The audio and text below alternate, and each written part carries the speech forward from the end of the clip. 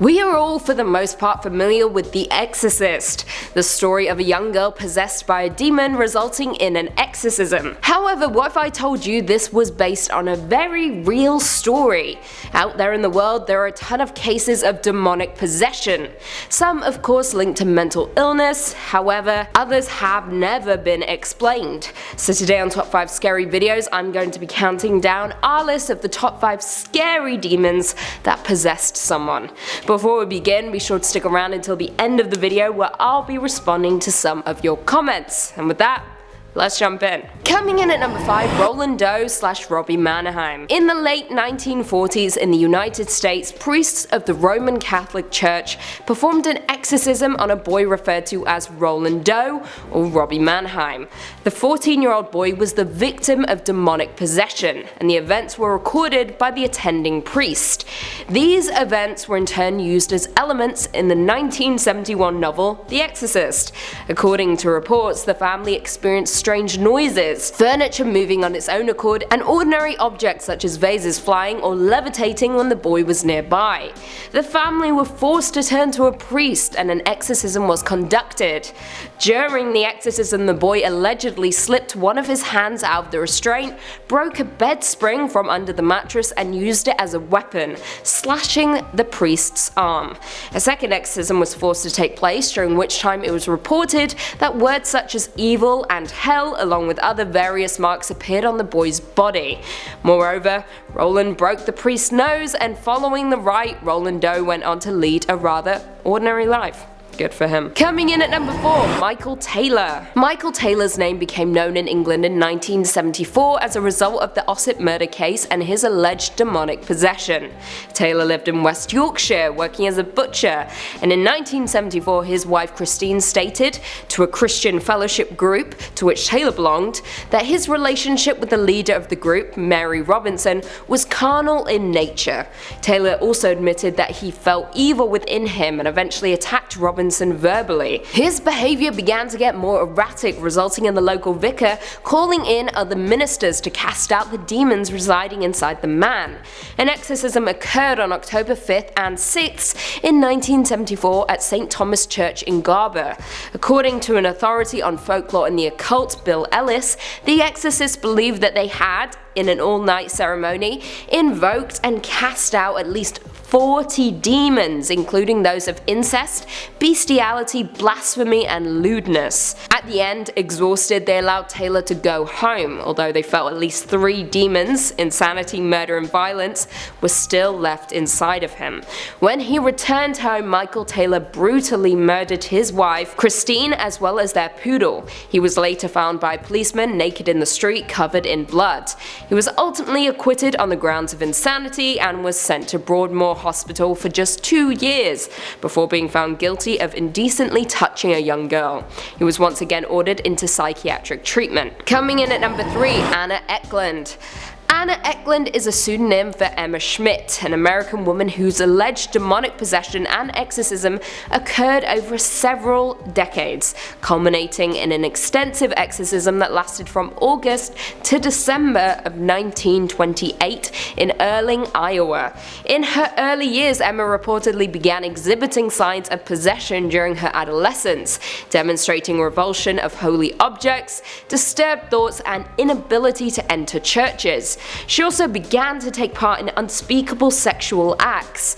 According to an account published back in 1935, the believed source of Emma's possession was her aunt Mina, a reputed local witch who placed spells on herbs she would prepare Eckland's food with. On June 18, 1912, she reportedly underwent an exorcism by Father Theophilus Reisinger, a Capuchin priest from Germany. Little is known about the exorcism, however, Emma was not consulted for over 2 decades after the 1912 exorcism. In the summer of 1928, Reisinger was again consulted to perform a second exorcism on Emma, who was taken to a convent on August 17, 1928, and reportedly exhibited numerous symptoms, including falling into fits of rage over food that had been sprinkled with holy water and hissing like a cat. The exorcism thus began on August 18th, which was reportedly violent, with Emma levitating, howling, and hanging from the frame of the door doorway. The session lasted until the 26th of August, with a second session occurring between September 13th and September 20th, followed by a final 8-day session that lasted December 15th to December 23rd, 1928. The exorcism resulted in the deterioration of Emma's body, as she refused to consume food and also vomited foul debris. Emma was believed to be possessed by Judas Iscariot, as well as Jacob, her own father. On the final day of the exorcism, the demons were commanded out, and Emma collapsed on her bed and began to shriek, "Beelzebub, Judas, Jacob, Mina," followed by "Hell, hell, hell." She then opened her eyes and praised the Lord. Coming in at 2, George Lukens, also known as the Yatton demoniac. He was a tailor infamous for his alleged demonic possession and the subsequent exorcism that occurred in 1788, when he was aged 44, thus causing controversy in England. On Saturday, 31st of May 1778, the Reverend Joseph Easterbrook, the Anglican vicar of Temple Church, was summoned by Miss Sarah Barber, a woman who was travelling in the village of Yatton Mendip, in the county of Somerset. The woman apparently told the pastor that she came across a man by the name of George Lukens, a tailor and common carrier by profession, who for the first 18 years of his life had been subject to atypical seizures, which Lukens believed resulted from a supernatural slap which knocked him down while he was acting a Christmas pageant. Following the incident, members of the community began to think Lukens was bewitched, and he himself declared that he was possessed by 7 demons, who could only be driven out by 7 clergymen. The Reverend contacted the Methodist ministers, who agreed to pray for Lukens. I quote, "Some time ago I had a letter requesting me to make one of the 7 ministers to pray over George Lukens. I cried out before God, 'Lord, I am not fit for such work. I have not faith to encounter a demonic.' It was powerfully applied, 'God, in this thy might.' The day before we were to meet I went to see Lukens and found such faith that I could then encounter the 7 devils, which he said tormented him. I did not doubt but deliverance would come. Suffice to say, when we met, the Lord heard a prayer and delivered the poor man." During the possession, Lukens claimed he was the devil himself, made barking noises, sung an inverted Te Deum, and was incredibly violent. However, the exorcism was a success, with Lukens stating, "Blessed Jesus," praised God and recited the Lord's prayers as the demons departed his body. And finally coming in at number 1, Clara Jimana Silly. Clara was a South African woman who in 1906 was said to be possessed by a demon. She is said to have been possessed when she was 16 years old. She is said to have been possessed when she was a 16-year-old schoolgirl at St. Michael's Mission in Natal, South Africa.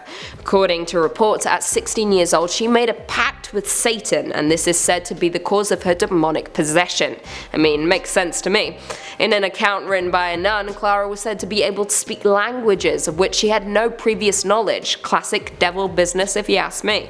She apparently could speak and understand Polish, German, French, Norwegian, and all other languages. The nun also reported that Clara demonstrated clairvoyance by revealing the most intimate secrets and transgressions of people she had no contact with.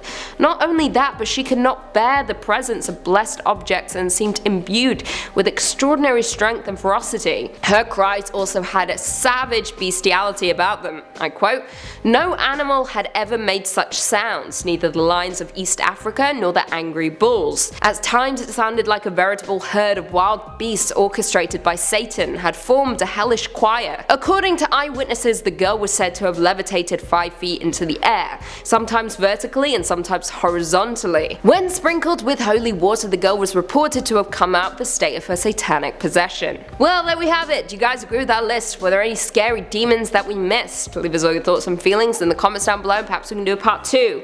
Before I go though, I just want to respond to a few comments from one of our last videos. Top 5 scary cryptids you need to read about part 2. Septic Zombie said, "Lovely hair today, my queen." Thanks. Gigashock237 Wild said, "Cryptids, you never know if they exist or not. Queen Lucy, please do a scariest Australian cryptids list. There's a fair few down here you might find interesting. Big cats in the mountains is a good place to start." Good to know. I'll talk to my peeps and we'll see if we can get it done. Why do I do this? Mr. Sneaky SLDWC said, "Lovely Lucy, my day is complete." what a blessed day it is. Kimberly Collier said, why does it matter if you wore the same outfit in 2 different videos? Exactly. Usually I film them all on the same day, but at the same time, I always wear the same clothes, because according to you guys, I sleep in the trash. And on that note, if you haven't already, be sure to give this video a big thumbs up, subscribe, and turn on notifications so you never miss another scary vid. And until next time, see you later.